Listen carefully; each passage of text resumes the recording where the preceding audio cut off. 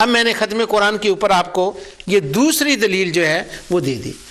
علامہ ذہبی کو یہ بات کھٹکی، انہوں نے اس کی طرف ایک اشارہ کیا، وہ ایک حدیث لائے ہیں کہ نبی کریم، اور خود علامہ ذہبی نے اس حدیث کو تلخیص حاکم کے اندر صحیح کہا ہے۔ امام حاکم کی کتاب ہے مستدرک، اس کی تلخیص کی ہے علامہ ذہبی نے، اور اس کے رجال پر بحث کی ہے۔ تو وہ تلخیص میں جب اس حدیث کا انہوں نے ذکر کیا تو انہوں نے کہا یہ حدیث صحیح ہے کہ نبی کریم صلی اللہ علیہ وسلم نے سیدنا علی رضی اللہ تعالیٰ عنہ کو حکم دیا میرے لیے ہر سال ایک قربانی کرنا۔ اب قربانی فرض ہوتی ہے، واجب ہوتی ہے جو بندہ زندہ ہو، تو جو دنیا سے چلا جائے اس کے لیے قربانی کرنی نفل ہوتی ہے۔ تو حضور نے فرمایا یہ نفلی کام میرے لیے کرنا۔ حضرت علی ساری زندگی کرتے رہے، تو علامہ ذہبی نے اس کی طرف اشارہ کیا ہے کہ جس طرح حضور ساری زندگی، حضرت علی ساری زندگی حضور نبی کریم صلی اللہ علیہ وسلم کے لیے قربانی کرتے رہے، اسی طرح امام سراج نے 12,000 قربانی نبی کریم صلی اللہ علیہ وسلم کے لیے کی اور 12,000 ختم قرآن کیا۔ سبحان اللہ۔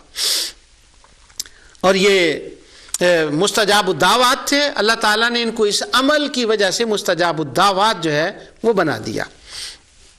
اس کے بعد ایک دوسرا میں واقعہ اس کا سناتا ہوں۔ خطیب بغدادی نے تاریخ بغداد کے اندر مختلف سندوں کے ساتھ اس واقعہ کو لکھا۔ وہ کہتے ہیں ایک بزرگ تھے، ان کا نام تھا علی بن موفق العابد، جن کو ہم علی بن موفق پڑھتے ہیں نا، یا موفق پڑھتے ہیں، کبھی ان کو موفق پڑھتے ہیں کبھی موفق پڑھتے ہیں، اصل میں اس کی پروناؤنسیشن موفق ہوتی ہے، لیکن موفق بھی ٹھیک ہے موفق بھی ٹھیک ہے، چلتا ہے۔ تو یہ علی بن موفق العابد، تاریخ بغداد کے اندر ان کا تذکرہ ہے۔ یہ بڑے اللہ والے بزرگ تھے، امام احمد بن حنبل کے ہم اثر، یحییٰ بن معین کے ہم اثر، ان محدثین کے طبقے میں سے تھے۔ ان کا یہ کمال تھا، ان کا یہ عمل دیکھیں۔ انہوں نے کہا کہ میں نے اپنے شیخ کو دیکھا تھا کہ وہ نبی کریم صلی اللہ علیہ وسلم کے لیے ختم دلاتے، ختم قرآن کرتے، لوگوں کو کھانا کھلاتے۔ انہوں نے اپنے شیخ کو یہ عمل کرتے دیکھا، ان کی محفل میں یہ حاضر ہوتے رہے۔ اب ان کا اپنا عمل، وہ کہتے ہیں میں نے 60 حج کیے، اور ہر حج پر میں نے یہ نیت کی، سوائے فرض حج کے ہر نیت پر حج کی کہ یہ حج جو میں کس کی طرف سے کر رہا ہوں، الرسول اللہ صلی اللہ علیہ وسلم، یہ حضور کو ثواب پہنچانے کے لیے حج کر رہا ہوں۔ کیا بات ہے، ہر حج حضور صلی اللہ علیہ وسلم کے لیے۔ اور انہوں نے 12,000 قرآن ختم کیے، اور 12,000 میں سے 170 قرآن ایسے ختم کیے کہ ان 170 قرآن کے اوپر انہوں نے بکرے ذبح کیے، محدثین کو بلایا، ان کو کھانا کھلایا، اور 12,000 قرآن، 60 حج اور 170 بکرے ذبح کیے۔ اور آخری جملہ بڑا کمال کا ہے، وہ کہتے ہیں وَجَعَلْتُ أَعْمَالِي كُلَّهَا لِلنَّبِيِّ صلی اللہ علیہ وسلم۔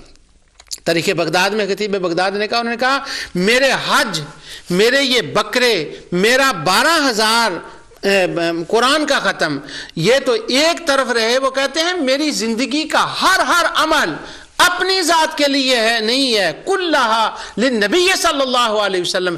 ادھر میں عمل کرتا اور ادھر ثواب مصطفیٰ کی بارگاہ میں پیش کر دیتا۔ سبحان اللہ۔ اب ان کا یہ، اس کی وجہ سے یہ بڑے مقبول ہوئے۔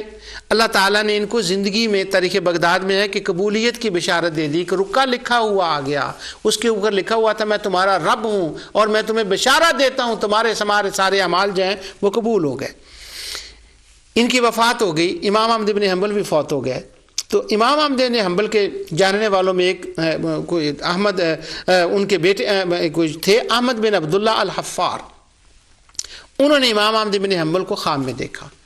تو خواب میں دیکھنے کے بعد انہوں نے پوچھا آپ کے ساتھ اللہ نے کیا معاملہ کیا؟ انہوں نے کہا کہ اللہ نے مجھے بخش دیا۔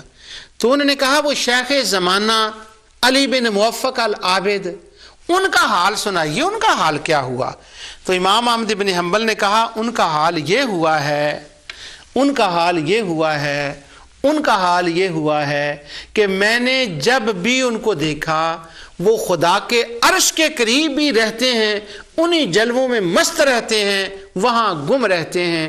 ان کے وہ جو اعمال تھے نا ختم قرآن والے، اللہ نے ان کے صدقے ان پر یہ کرم کیا کہ اپنے عرش کے پاس ان کو جگہ دے دی اور وہاں رحمت کے سائے میں رہتے ہیں۔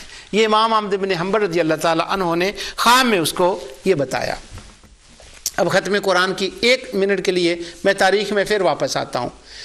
کام ہو نیا، قرآن کے خلاف نہ ہو، حدیث کے خلاف نہ ہو، اس کام کا کام کرنا جائز ہے۔